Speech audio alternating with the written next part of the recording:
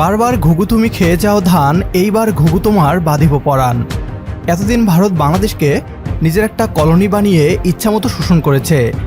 তবে ছাত্র জনতার নতুন সরকার প্রধান ডক্টর মোহাম্মদ ইউনূস ক্ষমতা গ্রহণের পর থেকেই ভারতকে শায়েস্তা করা শুরু করেছেন।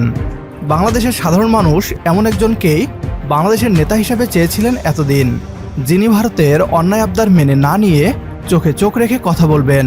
শেখ হাসিনার সরকারের সময় ভারতের যাবতীয় অন্যায় আবদার মেনে নেওয়া হতো। বাংলাদেশের চেয়ে ভারতের স্বার্থকেই বেশি প্রাধান্য দেওয়া হতো। বাংলাদেশের ইলিশ সংকট থাকতেও ভারতকে টনকে টন ইলিশ দেওয়া হতো। তবে সরকার পরিবর্তনের পর পরিস্থিতিও পরিবর্তন হয়েছে, আর এতেই যেন তেলেবেগুনে জ্বলে উঠেছে ভারতীয় পশ্চিমবাংলার মিডিয়া।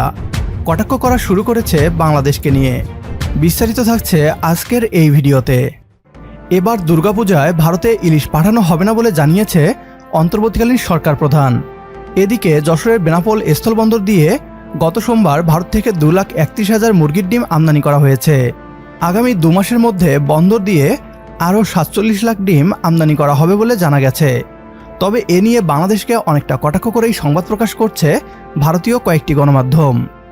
ইলিশ বন্ধ তো ভারত থেকে যাওয়া 2.5 লাখ ডিম পাতে পড়বে বাংলাদেশে, এমন শিরোনামে একটি খবর প্রকাশ করেছে ভারতীয় সংবাদ মাধ্যম জি নিউজ।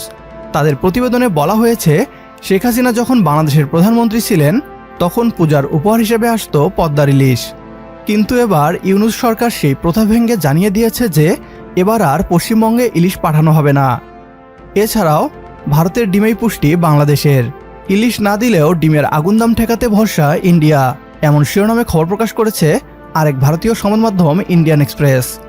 দেশটির অন্যতম জনপ্রিয় এই গণমাধ্যমটি বলছে, চলতি বছর দুর্গাপূজায় বাংলাদেশের অন্তর্বর্তীকালীন সরকার ভারতে ইলিশ পাঠাচ্ছে না বলেই শোনা যাচ্ছে।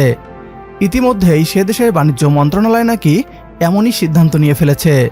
তবে ইলিশ রপ্তানি বন্ধের সিদ্ধান্ত নেওয়া হলেও ভারত থেকে কিন্তু লাখ লাখ ডিম পাতে পড়ছে বাংলাদেশের ডিম আমদানি নিয়ে কটাক্ষ করতে ছাড়েনি পশ্চিমবঙ্গের বহুল প্রচারিত সংবাদ মাধ্যম আনন্দবাজারও। একটি ডিম কিনতে হতো 16 টাকায়। ভারত থেকে গাড়ি বাংলাদেশে যেতেই অর্ধেক দামে মধ্যবিত্তের প্রোটিন, এমন শিরোনামে খবর প্রকাশ করেছে তারা। ভারত যখন নদীতে বাঁধ দিয়ে খরায় পানি আটকে রাখে আর বন্যার পানি ছেড়ে দিয়ে বাংলাদেশকে ডুবায়, কিংবা সীমান্তের কাঁটাতারে ফেলানির লাশ ঝুলিয়ে রাখে, তখন চুপ করে বসে থাকে ভারতীয় মিডিয়া।